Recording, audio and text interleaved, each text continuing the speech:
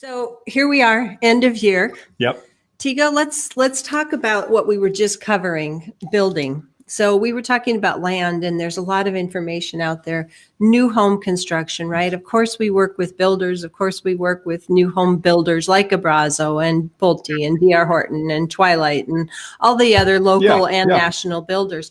And what we know is land's hard to find. Albuquerque is landlocked. We have Indian reservations on two sides. Yep. We have a mountain on the other side. Yep. Going west, the only direction we still have a lot of land. We've got issues there as well. I mean, we can go a ways, but we've got volcanic land. We've got escarpments.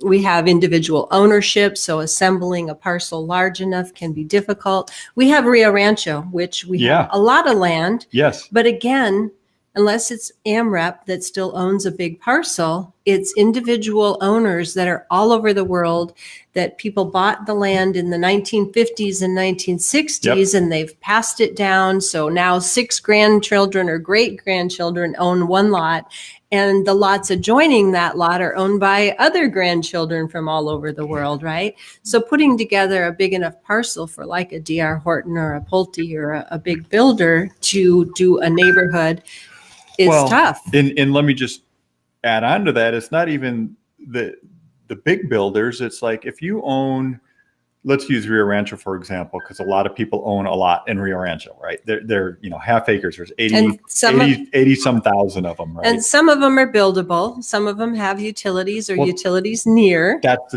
the key is some of them. And so the reality is that the land is not the problem. The problem is the infrastructure. Right. Is, gas, electric, water, sewer. Roads. Yeah. They scraped roads back in the 50s. Yeah, exactly. 1950s is now like 70 years ago, but most of those scraped roads, you can still see where they scraped to sell land. So that's the challenge. And so a good buildable, I say good in the sense that it has utilities, it's ready to build on, or that utilities maybe not be a big challenge. Like let's say take North Albuquerque acres, for example, which we were just talking about. Those are they call them acres, but they're 0.89, and they generally have your electric, your gas. Not always, but in not North always. Albuquerque. A lot of them are on propane. But then water can be a challenge, and sewer can be a challenge. A lot of those are on septic systems. Now, septics, doing a septic system, as long as you have enough land, it's not a big deal, but it's going to be a $8,000 to $15,000 expense to put in a septic system, depending on the soils and the drainage and all that. Yep. Yeah. So it's. We keep hearing, or I keep seeing all these national stories, and we now locally, there was a story in the Journal this week about the lack of number of homes on the market, and then people just go, well, just build some more, just build more. Well, it's just not that easy. Just like we were talking about, it's a 2-year process if you're going to do a subdivision, for example. Right.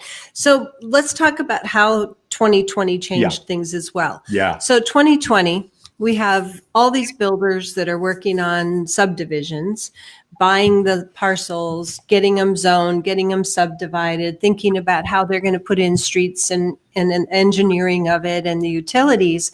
And along comes March. Mm-hmm. And what we know is March, a lot of people like us and other businesses just stopped. We didn't know what the implications of COVID were. We cut back everywhere we could, which is what builders did. We didn't know if people were going to buy homes. So by the end of March, a lot of the developments that were coming stopped. Yes. And once the builders started to feel confident again that there was still demand for new homes, a lot of the government agencies were also trying to figure out how they work from home, how they set up people to have secure computers at home, how they were having their phones from the office ring to people at home.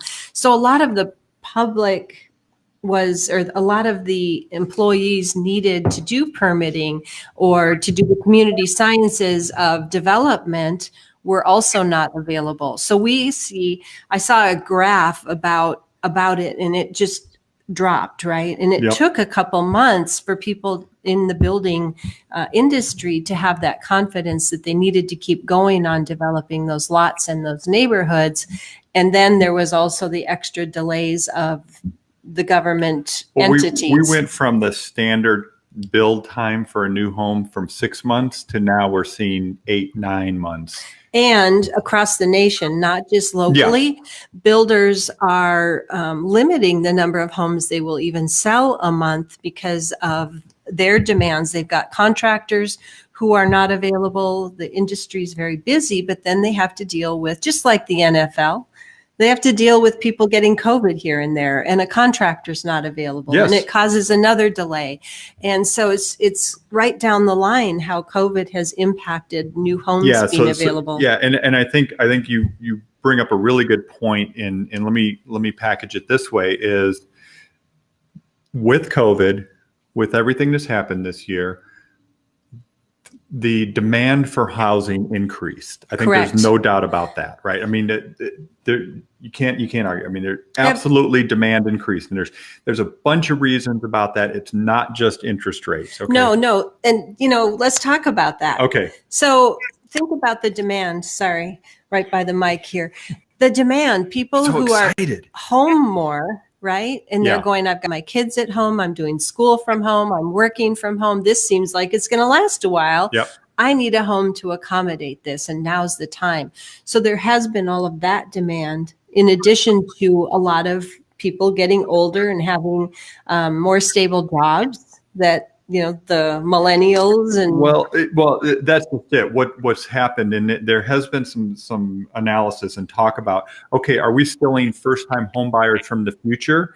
And I think the reality is, yes, we have stole some first-time home buyers from the future, but this demographic, this cohort of the millennials that are moving into this late 20s, early 30 age group and starting families and settling down, that's going to continue now for the next 4 or 5 years. So we're, even though, yes, we're still stealing some buyers from the future, overall, the demand is going to continue. I want to get the supply side, but go ahead and talk about that. Yeah.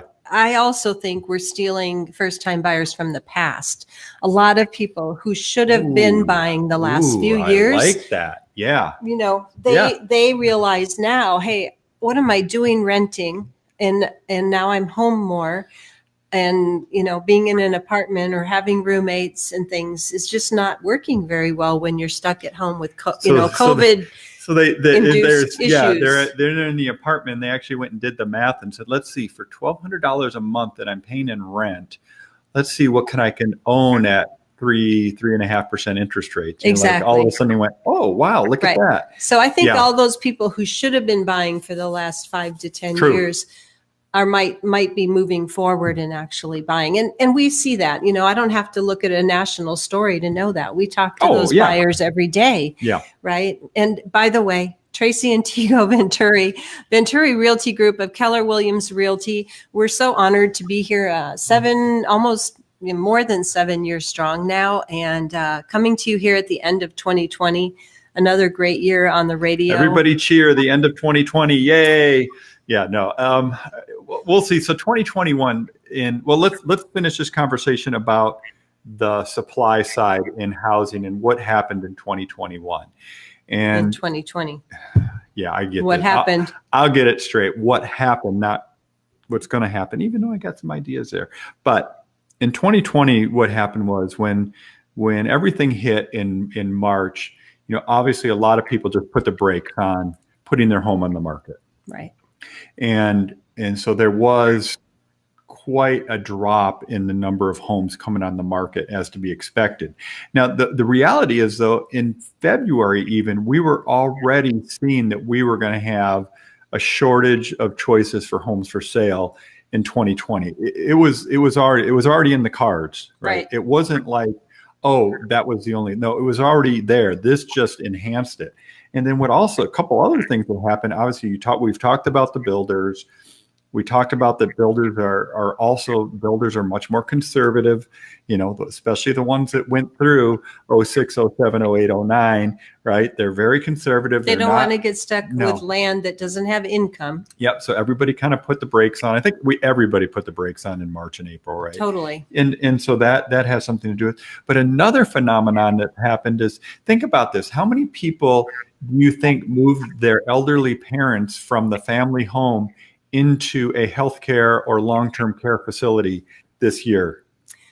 I've seen a lot of news about that. And a lot of people did that right away, thinking that was the safe place for them. Unfortunately, and then the reality hit. Was not the safe place for them. They should have either stayed in their home or moved in with their family. That's what happened is these family homes, the homes of the elderly folks that are not now moving in. They're, I saw an article talking about the boom in-home healthcare. In-home healthcare is just gone crazy this year, as you can imagine, for the elderly, because they don't, people don't want to go to those places right now. Right. And so again, that's also driven the lack of people listing their homes for sale. Right. And so I think the big thing then going into 21 is just the low level of number of homes to choose from, lack of inventory, as we call it. And I don't see anything that's going to alleviate that unless for some crazy reason, and I don't know what it is, that the demand drops off substantially. But right now, it's steady as it goes. It doesn't make sense. It's not going to drop off substantially. Just the demographics alone and the fact that interest rates look like they're not going to change at all. It would take something catastrophic beyond a pandemic that we don't know about, right? Yeah, and right. So we can say it's not going to happen.